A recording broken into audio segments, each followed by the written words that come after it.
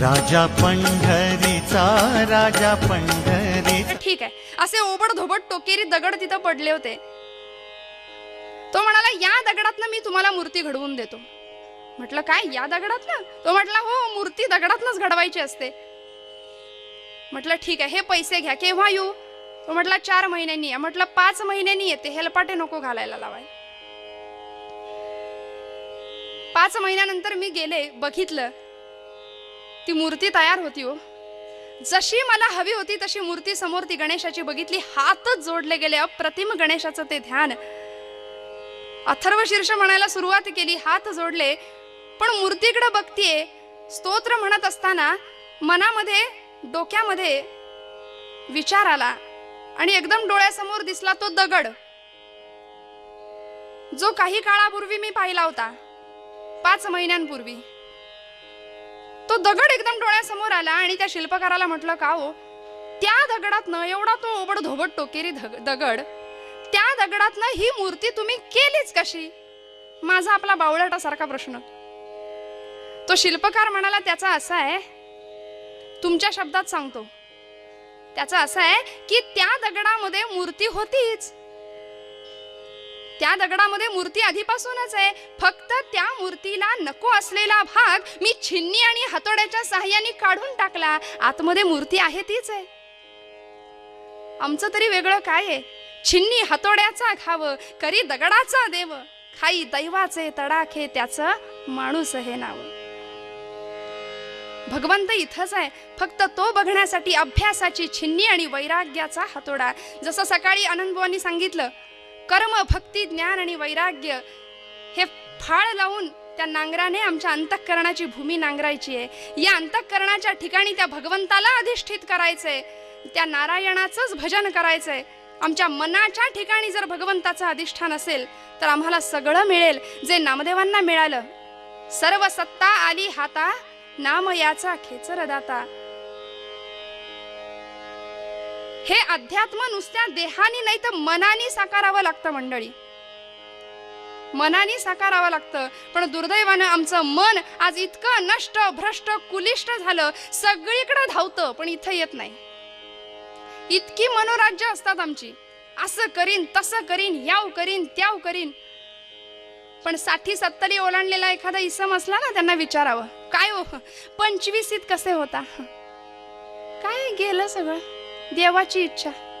आता त्यावेळेला मात्र असं करीन, तसं करीन, इतकी मनोराज्य होती. आता कसं, मर्जी देवाची, देवाची, देवाची रे मर्जी, देवाची, देवाची, देवाची रे मर्जी, देवाची, देवाची, देवाची रे मर्जी, देवाची, देवाची, देवाची मर्जी.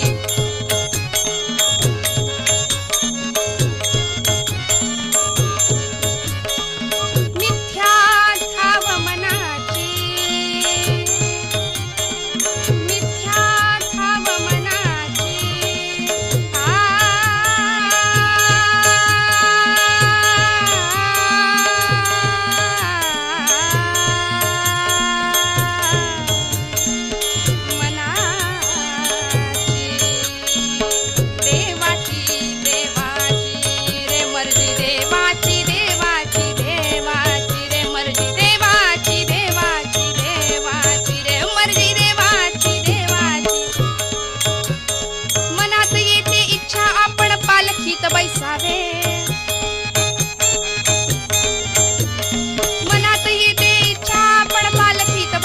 हो मनात येते इच्छा आपण पालखीत बैसावे. देवाजीच्या मनात याला पायीच रखडावे, देवाजीच्या मनात याला पायीच रखडावे रे मर्जी देवाची, देवाची रे मर्जी, देवाची, देवाची, देवाची रे मर्जी, देवाची, देवाची, देवाची मर्जी, देवाची, देवाची मिथ्या धाव मनाची. मनात येते इच्छा आपण पालखीत बैसावे, देवाजीच्या मनात याला पायीच रखडावे. मनात येते इच्छा आपण मिष्ठान्नची खावे, देवाजीच्या मनात याला शिळे खाऊ घालावे. सांगायचं तात्पर्य की जे घडतं ते ईश्वराच्या इच्छेने घडतं. वृक्षाचेही पान हाले, ज्याची सत्ता राहिली अहंता मग कोठे. म्हणून या मनाच्या ठिकाणी जर सतत भगवंताचंच अधिष्ठान असेल तर आम्हाला सगळं मिळेल. म्हणून प्रभू रामचंद्र काय, पांडव काय किंवा नलराज काय, वनवासात असले तरी सुद्धा सुखी होते, कारण त्यांच्या मनाच्या ठिकाणी भगवंताचंच अधिष्ठान होतं. पण मंडळी, वाईट वाटतं, एवढे छान कीर्तन महोत्सव होतात, कीर्तन होतात, पण तरुण पिढी कीर्तनाला कधीच नसते. सकाळी बुवांनी सुद्धा सांगितलं, ज्यांच्या समोर हे होणं गरजेचं आहे. आमच्यासारखे तरुण कीर्तनकार असतील, पण कीर्तन ऐकायला तरुण पिढी खूप कमी दिसते. आमच्या कीर्तनाला दोनच वर्ग, एक जाण नसलेले आणि दुसरी जाण नसलेले. पहिला वर्ग जाण नसलेला आणि दुसरा जाण नसलेला. जाण नसलेला वर्ग कुठला? बारकी बारकी पोरं, त्यांना काही कळतच नाही. हो, गणपती उत्सव आला, नवरात्र उत्सव आला, गणपती बाप्पा मोरया, आरत्या पाठ होतात. आणि दुसरा जाण नसलेला म्हणजे 60. वाईट वाटतं, 16 वर्षाचे ज्ञानेश्वर ज्ञानेश्वरी लिहून जातात, पण 16 वर्षाचं कुठलंही पोरग ज्ञानेश्वरी काढून वाचताना आज आम्हाला दिसत नाही. हे फार मोठं दुर्दैव आहे. म्हणजे ज्या वयात त्यांनी लिहिलं त्या वयाच्या मुलांनी तरी ते वाचणं अपेक्षित आहे.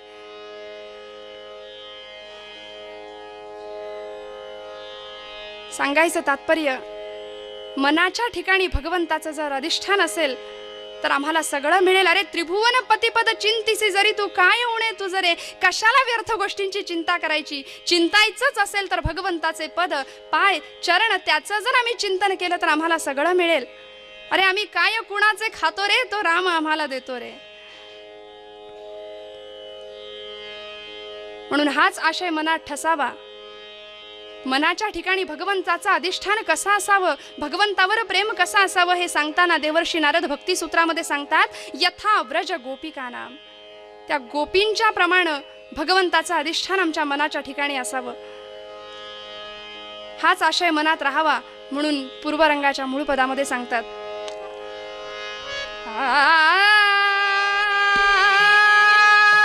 नारायण भज रे मानसा, नारायण भज रे मानसा, नारायण भज रे.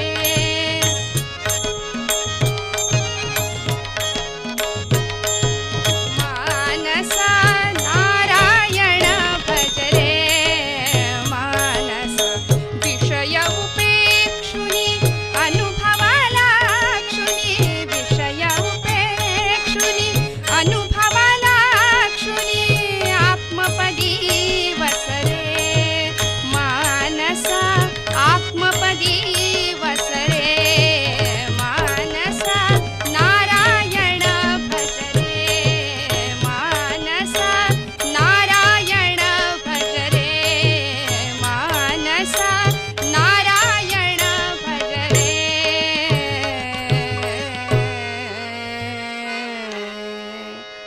सुश्री रोहिणी माने यांनी पूर्वरंग अतिशय उत्तम रित्या सादर केलेला आहे.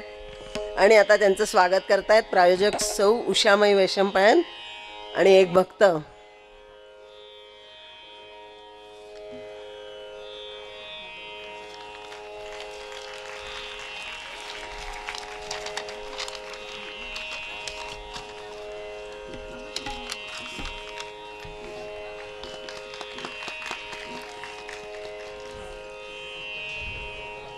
आख्यान झाल्यानंतर आजचं आपलं दुसरं कीर्तन आहे ह भ प दिगंबर बुवा नाईक नागपूर यांचं.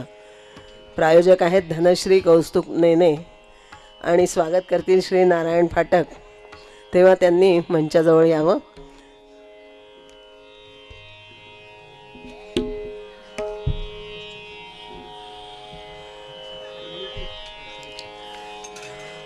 आपल्या आजच्या कीर्तनकार रोहिणी माने यांचा सत्कार झालेला आहे आणि आता मी विनंती करते की त्यांनी आख्यानाला सुरुवात करावी.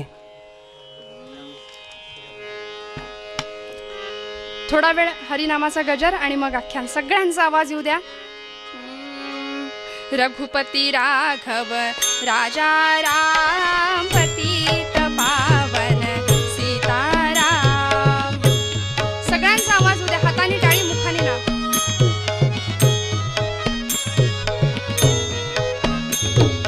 रघुपती राघव राजा राम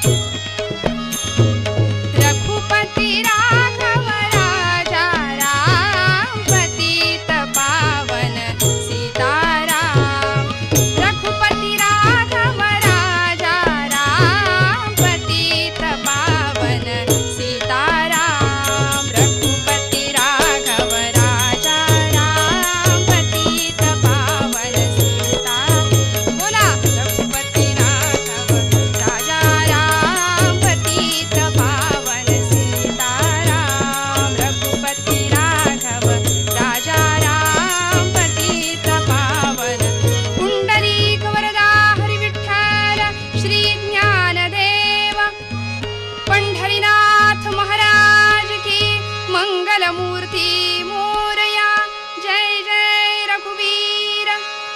मगाशी सांगितल्याप्रमाणे गर्जना ठणकावून करा. सांगतेय मी, गर्जना करा, गर्जना करा. पण मला तर आता असं वाटायला लागलंय की या सगळ्या गोष्टींची तुम्हाला गरज ना, असं तर काही नाहीये ना. पण एक लक्षात ठेवा, त्याच्या कृपेचा गर, त्याच्या कृपेचा गर ज्यांना हवा असेल तर गर्जना ठणकावून करा. सगळ्यांचा आवाज येऊ द्या. पंढरीनाथ महाराज की. भगवान गोपाल कृष्णांनी द्वारका नगरीची स्थापना केली. बरं, आपलं अवतार कार्य पूर्ण केलं आणि आता कुठेतरी निवांत राहावं या उद्देशाने समुद्रामध्ये सोन्याची द्वारका नगरी वसवली. अहो, काय त्या नगरीचं वर्णन करावं. कवी सांगतात,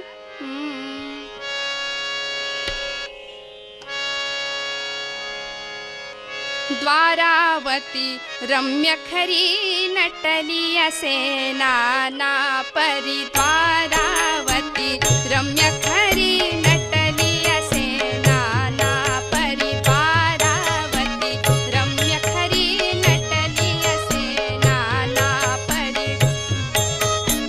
कशी होती द्वारका नगरी? सोन्याने मढलेली, घरं सोन्याची, दारं सोन्याची, माणसं तेवढी सोन्याची नव्हती. बरं, अहो, सोन्याची नसली तरी सोन्यासारखी होती. काय त्या द्वारकेचं वर्णन करावं. मदन तात ते हरी, मदन तात ते हरी, राही जा स्थळी. द्वारावती रम्य खरी नटली असे नाना परी. द्वारावती कंठयुक्त वात येत आमोदे चित्त हरित. गायी पहावाच सहित. सवत्स गायी फिरतायत. बरं, सवत्स गायी भगवंताचे छंद होते. गोपालन, गो संवर्धन आणि गो रक्षण. या एका छंदासाठी गोप गोपी बनले, गायी सांभाळल्या, त्यांचा वंश वाढवला. गायी पहावाच सहित फिरती जा स्थळी. द्वारावती रम्य खरी नटली असे नाना परी. द्वारावती रम्य खरी नटली असे नाना परी. असं त्या द्वारकेचं वैभव काय वर्णावं. इतकं सगळं वैभव पायाशी लोळण घेते तरी सुद्धा भगवान गोपाल कृष्ण मात्र असंतुष्ट आहेत, असमाधानी आहेत. कसली तरी चिंता मनाला खातीये. शेवटी सगळ्या स्त्रिया आपल्या रुक्मिणीकडे गेल्या आणि सांगितलं, रुक्मिणीबाई, आम्हा सगळ्यांच्या मध्ये तुम्ही ज्येष्ठ श्रेष्ठ, त्यात तिकडा अधिक जवळच्या, त्यामुळे तुम्ही जा आणि विचारा भगवंतांना काय होतंय. एवढं सगळं आपल्या द्वारकेचं वैभव आहे तरी सुद्धा गोपाळ कृष्ण मात्र असे अस्वस्थ का बरं आहेत, असंतुष्ट काय आहेत. रुक्मिणी गेली, भगवंतांच्या पायाशी उभी राहिली आणि सांगितलं, भगवंता, ओ काय झालंय तरी काय तुम्हाला. बरेच दिवस झालं तुम्हाला काही विचारीन म्हणते, पण आज अगदीच राहावे ना म्हणून आलीये. मी विचारेन त्या प्रश्नाचं उत्तर मला खरं खरं द्यायचं. बरं, भगवंत म्हणाले, विचार, खरं खरं विचार, खरं खरं उत्तर देतो, खरखर करत नाही.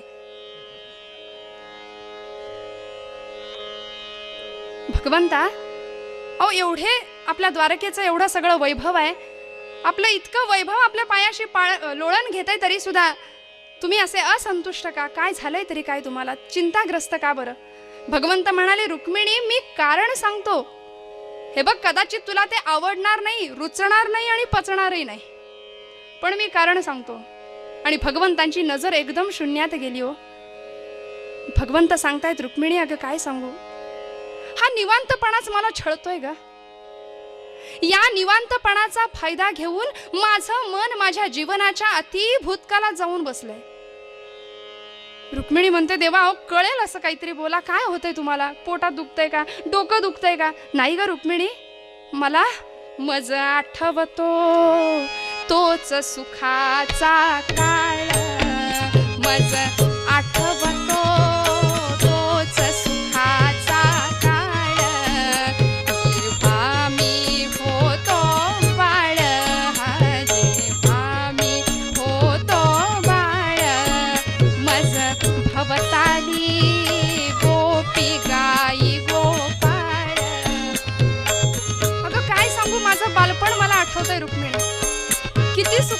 विहार होता माझ्या गोकुळामध्ये.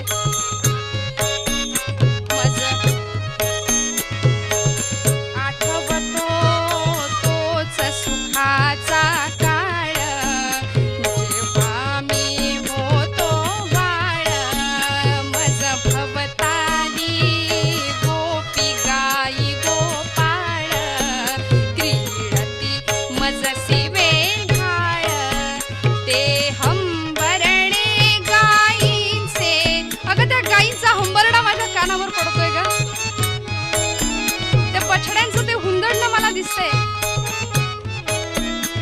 ते हंबरणे गायींचे, ते हुंदडणे बछड्यांचे. निशिदिनी आठवे साचे, तुझं सांगू किती काय सांगू मी आता. तुझं सांगू किती काय सांगू मी आता. व्याकुळता येते चित्ता, व्याकुळता येते चित्ता. ग रुक्मिणी काय सांगू, माझं बालपण एकसारखं मला आठवतंय ग. गोपींची आठवण येते. रुक्मिणी म्हणते कळलं, तुम्हाला काय म्हणायचंय ते मला कळलं. काय कळलं? रागावलीस, आवडलं नाही, दुखावलीस, नाहीतर काय. अहो आमच्यासारख्या इथं एकाहून एक सुंदर पतिव्रता स्त्रिया तुमच्या सेवेला हजर आहेत. अष्टनायिका प्रमुख सेवेला हजर आहेत. इतकं सगळं वैभव आहे आपल्या द्वारकेचं, आणि तरी सुद्धा तुम्हाला त्या सर्वसामान्य त्या गोकुळातल्या त्या व्यभिचारी गोपींची आठवण व्हावी. भगवंतांनी गोपींना व्यभिचारी म्हटलेलं भगवंताला नाही आवडलं. मंडळी, त्रास झाला, वाईट वाटलं. अहो ज्या माझ्या गोपींनी माझ्यावरती मातृतुल्य प्रेम केलंय, स्वतःच्या मुलाचे नाही तेवढे माझे कोडकौतुक पुरवले, त्या गोपींना रुक्मिणींनी व्यभिचारी म्हणावं भगवंताला नाही आवडलं. त्रास झाला हृदयाला, आणि सांगितलं रुक्मिणी मला कळालं तुला काय म्हणायचंय. अगं ज्या अर्थी त्या गोपी व्यभिचारी, त्या अर्थी त्यांची आठवण काढून दुःखी होणारा, व्यथित होणारा मी सुद्धा व्यभिचारी, असंच तुला म्हणायचंय ना. नाही हो देवा, आपण मात्र नित्य शुद्ध बुद्ध निष्कलंक परम पवित्र असे महापुरुष आहात. भगवंत म्हणाले तुला एक काहीतरी मान्य करावं लागेल. ज्या अर्थी त्या गोपी व्यभिचारी, त्या अर्थी त्यांची आठवण काढून दुःखी होणारा, व्यथित होणारा मी सुद्धा. आणि जर मी पवित्र आहे म्हणतेस, तर त्या गोपी अपवित्र कशा काय ग. एक गोष्ट पवित्र आणि दुसरी अपवित्र कधीच एकत्र येऊ शकत नाही, जगाचा नियम आहे. रुक्मिणी शांत बसलीये. भगवंतांनी ओळखलं वरमी मार लागलाय, आपलं काम झालंय. एक 2-4 दिवस जाऊ दिले आणि भगवंतांनी दुखण्याचं सोंग घेतलं. मंडळी, सारखं आपलं मला काहीतरी होतंय, मला काहीतरी होतंय, कुणाशी बोलत नव्हते, वेळेवर खाणं नाही, पिणं नाही, सतत चिंताग्रस्त आणि सतत शांत. पुन्हा सगळ्या स्त्रिया आल्या रुक्मिणीकडं. किती औषधं पाजली भगवंतांना, किती मात्रा उघडून दिल्या, किती काढे प्यायला दिले, पण गुण काही केलं यायला तयार नाही. शेवटी पुन्हा रुक्मिणी आली भगवंताकडे. देवाला विचारते, देवा अहो झालंय तरी काय, काय होतंय तुम्हाला, डोकं दुखतंय का, डोकं चेपून देऊ. नाही ग रुक्मिणी, डोकं वगैरे. मग काय होतंय तरी काय. अगं मला काय होतंय हे माझं मलाच कळत नाही, पण बहुतेक आता हे दुखणं मला घेऊन जाणार. ओ देवा असं बोलू नका हो. खळखळ खळखळ डोळ्यातून अश्रुधारा वाहत आहेत. भगवंतांचं ते बोलणं ऐकलं आणि रुक्मिणी लागली रडायला. तिचं ते रडणं बघून कृष्णाच्या बाकीच्या सगळ्या राण्या रडायला लागल्या. त्यांचं रडणं बघून दास दासी सेवक नोकर चाकर द्वारपाल रडायला लागला. रस्त्यावरचं येणारं जाणारं वाटसरू रडतंय, आरटीओ रडतोय, दुकानदार रडतोय, गिराईक रडतोय, सगळी द्वारका नगरी रडतीये हो. आणि अशा सगळ्या त्या द्वारकेमध्ये सगळ्यांचं रडणं सुरू आहे. इतक्यात देवर्षी नारदांची स्वारी आली द्वारकेमध्ये. आपल्या ब्रह्मवीणेचा ठणकार केला. नारायण नारायण नारायणा रमा रमणा, नारायणा रमा रमणा, नारायणा.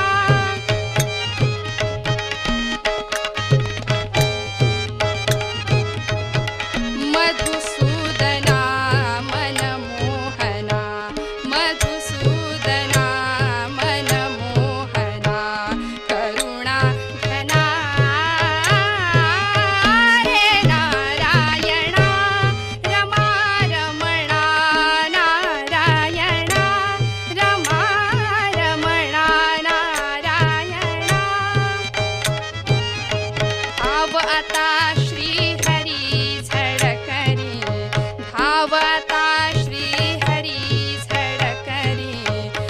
बलसागर गोविंदा धावता श्री हरी झळकरी बलसागर गोविंदा धावता श्री हरी झळकरी बलसागर गोविंदा बलसागर गोविंदा धावता श्री हरी झळकरी बलसागर गोविंदा रे बलसागर गोविंदा बलसागर गोविंदा रे धावता श्री हरी झळकरी बलसागर गोविंदा तुझी या चरणी सादर वंदन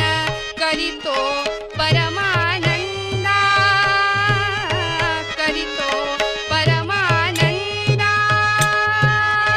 दे प्रसादा व्यंकटेशा दे प्रसादा व्यंकटेशा जगताचा आनंदा रे नारायणा रमा रमणा नारायणा रमा रमणा नारायणा नारायणा नारायणा गोपाल कृष्ण भगवान की नारायण नारायण.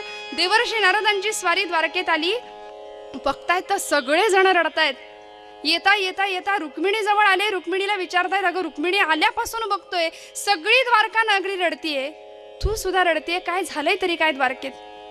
रुक्मिणी म्हणते, नारदा अहो भगवंतांच्याच आरोग्याचा प्रश्न गंभीर झालाय, भगवंतांना बरं नाहीये.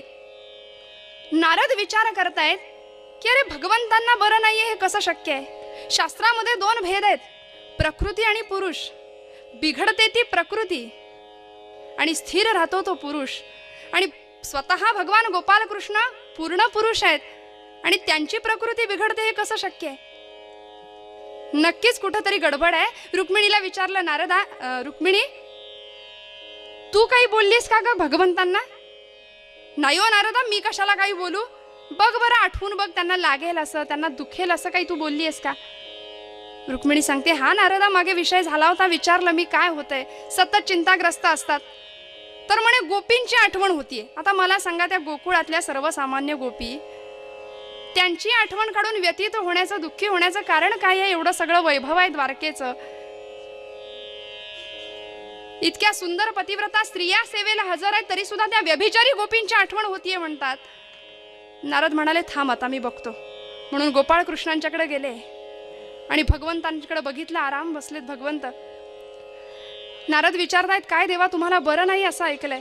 भगवंत म्हणाले, नारदा आता माझ्या नावाने दान धर्म करून टाका, अग्रलेख लिहून टाका, काही खरं दिसत नाही माझं. नारद म्हणाले, अहो देवा झालंय तरी काय? एखादं औषध असेल याच्यावर तर सांगा. भगवंत म्हणाले, औषध नाही. रोग म्हटलं की औषध असणार, औषध आहे, पण ते मिळणं मात्र कठीण आहे. नारद म्हणाले, अहो सोपं आणि कठीण देवा नंतर बघूया, आधी औषधाचं नाव तर सांगा. भगवंत म्हणाले, औषध सांगतो. प्रेम जयाचे मजवरी, प्रेम जयाचे मजवरी, त्याची पद धूळ लाविता अंगा.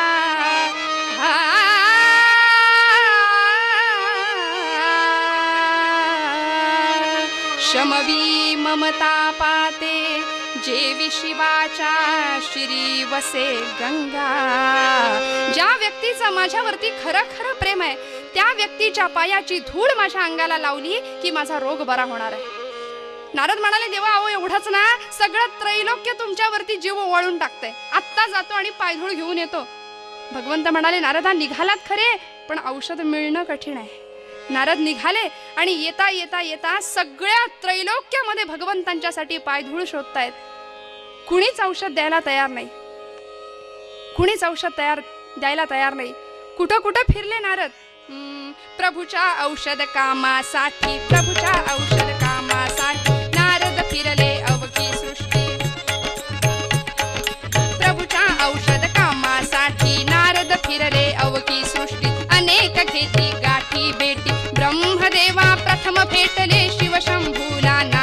बदले श्रीकृष्णाची व्यथा बोलले औषध कोणी नाही दिधले कुणीच औषध द्यायला तयार नाही इंद्र चंद्र मग वरुण भेटले सूर्य मंडळी जाऊन आले दिक्पालांना सवे भेटले सप्तर्षींना सवे सांगती औषध द्या रे कोणी म्हणती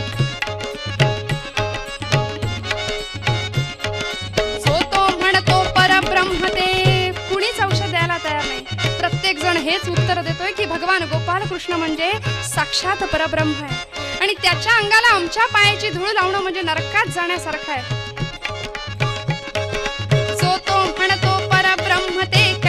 लावू पदमाती ते निश्चित आमची हानी होते म्हणून मृत्तिका आम्ही न देऊ आमुच्या स्थानी सुखीच राहू जे जे घडेल ते ते पाहू ऐसे बोलून सदा राहिले टाळून या आपदा ऐसे बोलून सदा राहिले टाळून या आपदा कुणीच औषध द्यायला तयार नाही शेवटी आले माघारी भगवंतांच्या दालनामध्ये प्रवेश केला खाली मान घातलेली आहे भगवंत म्हणाले काय झालं नारदा मिळालं का औषध हा बाकी हा प्रश्न मी विचारायला नको तुमचं तोंड सांगते काम झालं नाही ते पण कुठं कुठं गेला होता भेटला कुणाला सांगा कोण काय म्हणालं अहो भगवंता कुठं गेलो नाही ते विचारावं सगळं त्रैलोक्य पालथं घातलं कुणीच औषध द्यायला तयार नाही प्रत्येक जण हेच सांगतोय की परमात्मा गोपाल कृष्ण म्हणजे साक्षात परब्रह्म आहेत आणि त्याच्या अंगाला आमच्या पायाची धूळ लावणं म्हणजे नरकात जाण्यासारखं आहे कुणीच औषध द्यायला तयार नाही रुक्मिणी शेजारी उभी आहे नारदांना विचारते नारदा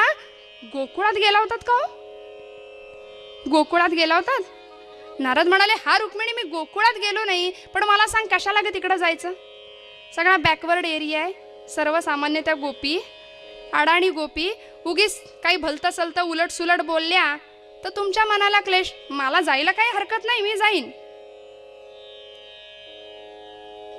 आता भगवंतांचं काही खरं नाही ही गोष्ट खरी आहे पण उगीच आपण आपला अपमान कशाला करून घ्या रुक्मिणी सांगते नारदा हा मान अपमान नंतर बघू पण आधी जिवंत राहिले तर मान आणि अपमान जा बरं गोकुळात औषध मिळेल तुम्हाला निघा इथून लवकर जा नारद म्हणतात हे बघा तू म्हणतेस म्हणून जातोय रुक्मिणी सांगते नारदा जाऊ लवकर कुणाचं का कोंबडा हरवे ना एकदा उगवू द्या जा जा झडकरी जा नारदा जा जा झडकरी जा नारदा जा जा झडकरी जा नारदा जा जा झडकरी जा नारदा जाऊन सांगा गोपस्त्रियांना जाऊन सांगा गोपस्त्रियांना जाऊन सांगा गोपस्त्रियांना दुःखी दुरा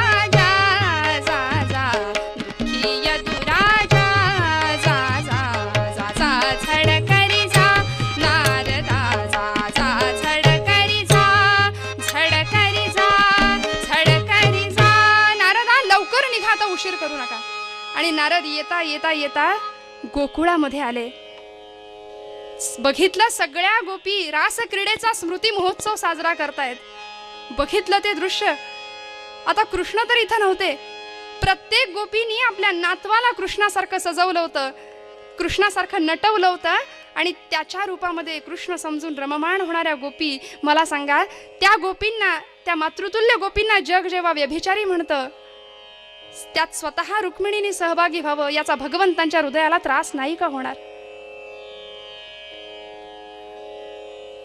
आपण आलोय हे कळावं आपल्या ब्रह्मवीणेचा ठणकार केला नारायण नारायण गोपींनी तो ध्वनी ऐकला धावत आल्या प्रत्येकीने आपल्या नातवाला कडेवरती उचलून घेतलं आणि नारदांच्या समोर घेराव घातला नारदा या या स्वागतम सुस्वागतम आज तुम्ही आलात तुम्ही आमच्या गोपाळ कृष्णाचे भक्त आहात तुम्ही आलात तर आम्हाला कृष्ण आल्याचा आनंद होतोय हो आमचा कृष्ण बरा आहे ना कधी भेटतो का आमचं नाव कधी काढतो का आमची आठवण आहे का त्याला नारद आता मला सांगा नारदांनी या प्रश्नाचं उत्तर जर नीट दिलं तर यांना नारद कोण म्हणणार नारद म्हणतायत गोपींनो तुम्ही भोळ्या ग भोळ्या सारखा आपला आमचा कृष्ण जीव ओवाळून टाकताय त्याच्यावरती पण तो बघा त्याला तुमची आठवण सुद्धा नाही रमलाय तिकडं द्वारकेमध्ये हा मीच एकदा दोनदा विषय काढला होता पण म्हणतो कसा नारदा फार जुन्या गोष्टी झाल्यात त्या आता विषय काढू नका इथे गोपींना राग यावा या उद्देशाने भगवंत बोलत होते, पण गोपी सांगतायत असे नका नारदा, आहे तिथं तो सुखी आहे ना. अहो एकदा का माणसाच्या माग व्याप वाढला कामाचा की माणूस विसरतो भूतकाळातल्या गोष्टी, पण आहे तिथं तो सुखी आहे ना, त्याचं आरोग्य चांगलं आहे ना. आता मात्र नारद गडबडले, सांगितलं गोपींनो भगवंताच्याच आरोग्याचा प्रश्न गंभीर झालाय. काय म्हणता नारदा, आमच्या कृष्णाला बरं नाहीये, काय झालंय हो आमच्या कृष्णाला? नारद म्हणाले भगवंताला हृदयरोग झालाय. हृदयरोग? ओ मग त्याच्यावर औषध नाही का काही? औषध असेल ना, औषध आहे पण ते मिळणं कठीण आहे. गोपी सांगतायत असं काय औषध सांगितलंय हो नारदा? प्रेम जयाचे मजवरी त्याची पद धूळ लाविता अंगा. ज्या व्यक्तीचं भगवंतावरती खरं खरं प्रेम आहे त्या व्यक्तीच्या पायाची धूळ भगवंताच्या अंगाला लावली की भगवंताचा रोग बरा होणार आहे. सगळ्यात त्रैलोक्यात फिरलोय पण औषध कुणीच दिलं नाही. गोपी सांगतायत नारदा अहो सगळं त्रैलोक्य फिरायची गरज काय होती? तुम्ही आत्ताच म्हणालात ना, ज्या द्वारकेत रमल्यामुळं कृष्ण आम्हाला विसरला, त्या द्वारकेमध्ये भगवंतावरती प्रेम करणारी एकही व्यक्ती नाही की जिच्या पायाची धूळ घ्यावी आणि भगवंताला लावावी. आता नारद गडबडले हो, पण जातीवंत वकील बाजू सावरून घेतली आणि सांगितलं गोपींनो तुम्ही फार भोळ्या ग भोळ्या. अगं द्वारकेत एकच का हजारो माणसं आहेत भगवंतावरती प्रेम करणारी, पण अडचण अशी आहे की द्वारका नगरी सोन्याची आहे, त्यामुळे तिथं धूळ कुठली येणार? धूळच नाही. तुमची रुक्मिणी माता नाही का, त्यांना सांगायचं पाय धूळ द्यायला. बरं रुक्मिणी नसे ना, तुम्ही कीर्तनकार आहात, गावोगावी फिरत असता, मग तुमच्या पायाला नव्हती का धूळ? तुम्ही करायचं हे काम. आता मात्र नारद गडबडले, सटपटले, काय बोलावं कळेना. खळ खळ खळ खळ डोळ्यातून अश्रुधारा वाहतायत. सांगितलं गोपींनो परमात्मा गोपाल कृष्ण म्हणजे साक्षात परब्रह्म आहे आणि त्याच्या अंगाला माझ्या पायाची धूळ अरे कुणीच नाही दिली, मी का देऊ? माझ्या पायाची धूळ भगवंताच्या अंगाला लावणं म्हणजे भगवन नरकात जाण्यासारखं आहे. मी नाही माझ्या पायाची धूळ भगवंताला लावणार. नारदांचं हे बोलणं गोपींनी ऐकलं. गोपींनी करावं काय? कच कच कच कच त्या धुळीमध्ये आपले पाय नाचवले, पाट्या पाट्या भरून नारदांच्या समोर ठेवल्यात. आणि प्रत्येक गोपी सांगते नारदा या पाठीमध्ये जितके धुलीकण आहेत, या पाठीमध्ये जितके धुलीकण आहेत तितके दिवस, तितकी वर्ष, तितकी जन्म, नवे नवे तितकी युग आम्ही नरकात कुचलो आणि संपलो तरी चालेल, पण आमचा कृष्ण बरा झाला पाहिजे. आमचा कृष्णच बरा झाला पाहिजे. नारदा लवकर निघा, आता उशीर करू नका, ही पायधूळ घ्या.